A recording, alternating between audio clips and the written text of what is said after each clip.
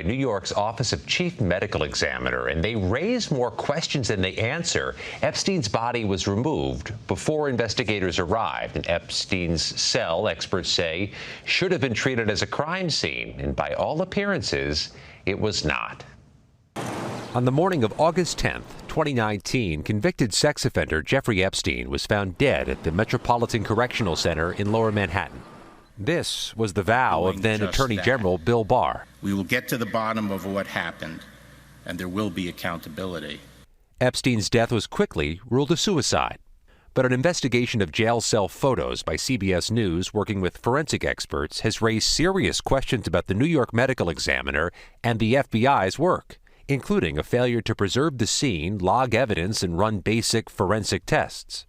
There are 90 photos in all, showing a cell strewn with blankets and strips of fabric tied to the bed and window grate. Items moved around, including a mattress, which is seen on the floor in an earlier photo, but appears on the bed in a later one. Looking at the metadata, that second photo appears to have been taken at 11:02 a.m. If that's accurate, the scene had been disturbed hours before FBI investigators arrived. Investigators also found several possible nooses, but did not conclusively identify the one that killed him. What do you make of all these pictures?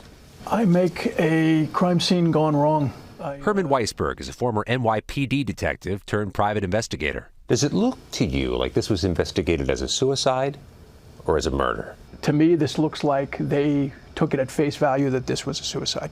While our investigation did not contradict the official determination of suicide, it does raise questions about what was done to rule out the possibility of murder. If you realize that you've got a high-profile person that may or may not have committed suicide, but you need to prove that to people, this is not adequate as far as I'm concerned. We've reached out to the Office of the Chief Medical Examiner, as well as former and current staff involved in the investigation, the FBI and the Department of Justice. All declined to comment, or Tony simply did not respond.